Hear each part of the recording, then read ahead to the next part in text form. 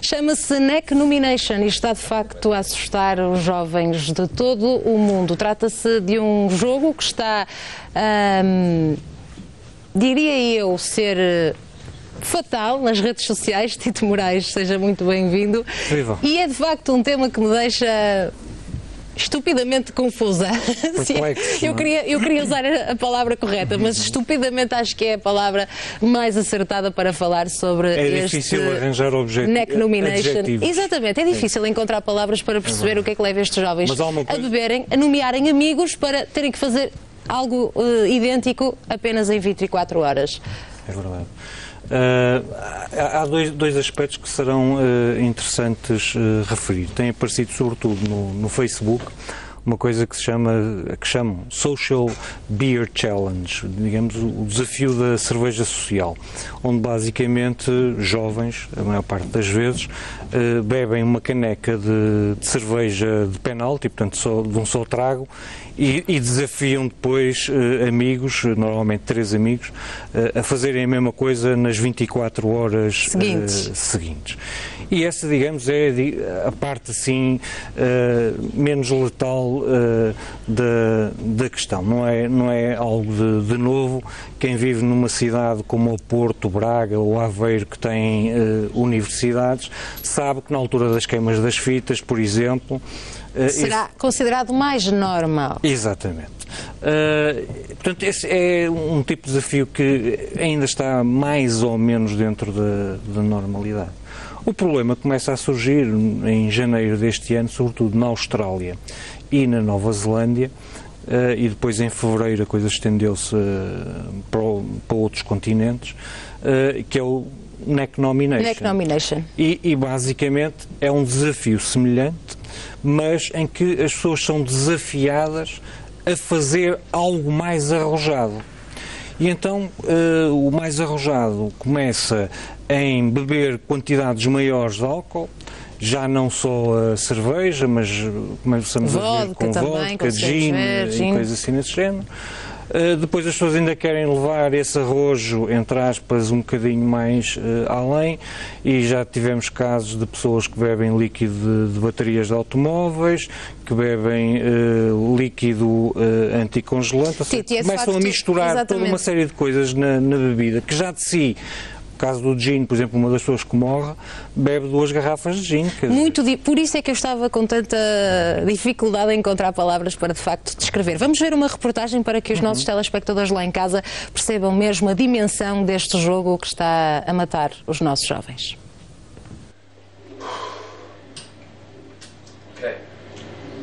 Não é filme, não é ficção, é real. E no Reino Unido acabou de fazer a 5ª vítima. Neck and Nominate é o nome deste jogo alcoólico bizarro que se está a tornar viral nas redes sociais. Estima-se que tudo tenha começado na Austrália, mas rapidamente já se alastrou a outros continentes. No desafio, o nomeado bebe no mínimo tempo possível uma quantidade elevada de bebidas alcoólicas, muitas vezes em formato de cocktail, e depois nomeia mais 3 pessoas para fazerem o mesmo, ou com um nível de álcool mais elevado. Tem de concluir a missão num prazo de 24 horas.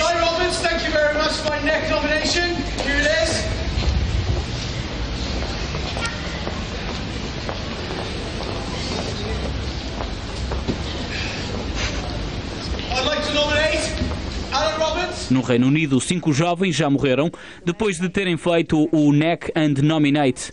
Numa das mortes, um rapaz bebeu 1 litro de vodka. Noutro caso, estima-se que um jovem de 20 anos tenha bebido 2 litros de gin com chá durante 2 minutos.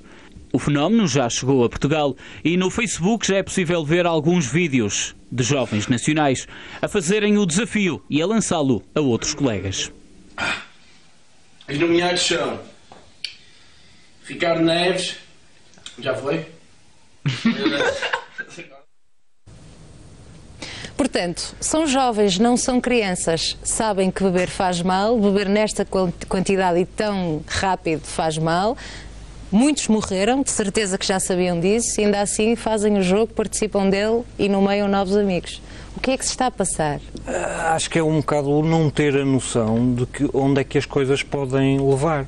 Por exemplo, vimos ali um que bebia em cuecas numa praça. Já houve o caso de uma jovem que entrou numa loja a cavalo, outra que se despiu num supermercado, mas estas são as partes, digamos, que nós até nos podemos rir com isso, não é?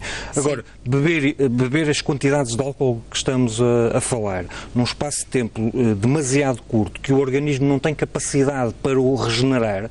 Um dos jovens, por exemplo, a quantidade de gin que ele bebeu precisava de 37 horas para essa quantidade de gin sair do organismo. Ele bebeu o equivalente num minuto e pouco, o equivalente a 37 shots de gin.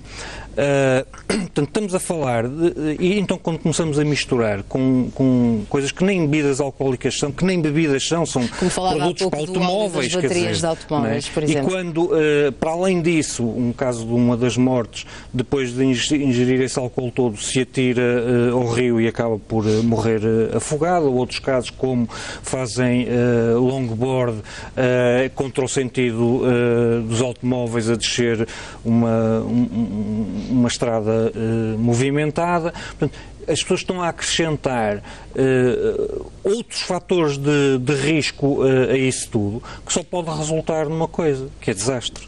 Porque parece que o próprio jogo em si, as regras iniciais já não chegam. E este jogo começou em 2006, Tito. E esse é um aspecto que é importante ter presente. Sim, não é um jogo. É que não é um jogo. Isto, como eu dizia, é um desafio mortal.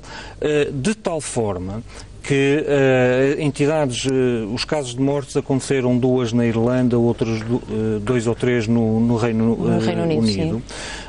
Estão a considerar instaurar processos judiciais a quem levantou estes desafios. Porque a partir do momento que nós sabemos que isto degenerou em 5 mortes conhecidas até agora, quando nós estamos a nomear alguém para um desafio deste género... Podem ser acusados de homicídio involuntário. Essa é uma das questões que está a ser considerada, porque as pessoas ao fazerem já sabem, porque já foi notícia, já esteve nos telejornais e tudo mais, que uma das consequências que pode resultar desta escalada é a morte, e nesse sentido podem ser indiciados por homicídio involuntário. Mas daquilo que me apercebo e daquilo que vejo nas redes sociais, porque também tenho uma página neste caso de Facebook, consigo perceber que este jogo, como é assim chamado, continua. Sim. Portanto, há jovens que o continuam a fazer. Sim. Não devia existir uma lei, neste caso, algo que conseguisse evitar que isto acontecesse, ou isso é impossível? Mesmo que exista leis, por exemplo, existem leis que os automóveis não podem passar os semáforos vermelhos. E eles passam, não é? É sempre automóveis que passam com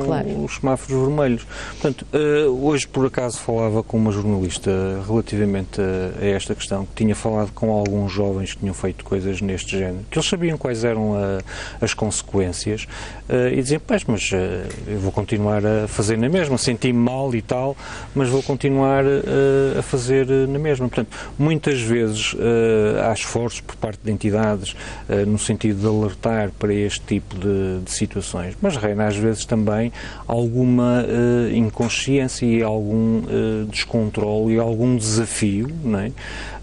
À autoridade, aos pais, aos encarregados de educação, que infelizmente pode resultar em morte, não é? E há também, neste caso, agora vendo o lado mais positivo, quem tenha feito deste desastre fatal uma ideia inteligente. Sem dúvida. Por exemplo, um jovem que distribuiu a água e alimentos a alguns sem-abrigo e depois que nomeou 3 amigos que tinham que fazer o mesmo no prazo de 24 horas. Portanto, se isto se estender ao mundo, e esse, digamos, nós de todas as coisas más podemos tirar algumas coisas boas. Eu já vi, por exemplo, no caso do Social Beer Challenge, pais fazerem o desafio em vez dos filhos. E, sinceramente, não acho que seja essa a solução. Já vi também pais, os filhos fazerem o desafio acompanhado dos pais, e num deles até me recordo que dizia: ou não sei quantos, depois logo amanhã passas cá por casa que a gente precisa ter uma conversa. E este exemplo, que foi de um sul-africano, acho que de facto é muito melhor. Ou seja, nós podemos transformar aquilo que é negativo em positivo. E então, se formos desafiados para uma situação destas, podemos responder com uma ação positiva, dando comida, agasalho a sem-abrigos, ou outro tipo de ações que se reflitam positivamente noutras pessoas, não é? Que sejam atos de generosidade, de atenção e de carinho até, e procurar criar uma onda positiva que contrarie essa onda negativa. Portanto, o mundo ainda tem esperança e salvação. Eu acho que sim. Temos aqui então a lamentar pelo menos 5 mortes, das conhecidas, não sabemos quantos jovens também perderam a vida com este jogo, ainda assim conseguimos ver o lado positivo. Tito, muito obrigada mais uma vez por estar aqui no Porto Alive.